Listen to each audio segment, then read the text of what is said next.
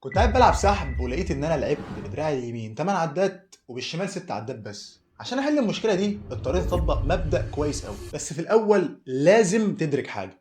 جسم الانسان مش مصمم انه يكون سيمتريكال 100%. ايوه انا معاك، دراعين ورجلين زي بعض، لكن تعال نخش جوه شويه. اعضائك الداخليه مش مترتبه بالتساوي. الحجاب الحاجز مثلا نص اليمين مش زي نص الشمال، الرئتين رئه بثلاث فصوص ورئه بفصين بس، حتى ايدك ورجلك دايما في نص اكبر، في نص اقوى، مخك دايما في اجزاء شغاله اكتر من التانية وبتفعل اجزاء اكتر من التانية، حتى انت في يومك بتستخدم نص غير التاني. اتفقنا؟ يبقى سعيك لان جسمك يبقى سيمتريكال ده غير مطلوب وغير واقعي. دايما هيكون في نص غير التاني، في واحد غير التاني، حتى لو مشفتوش بعينك. لكن على نطاق التمرين انا عايز اطلع باكبر محفز، اعمل ايه؟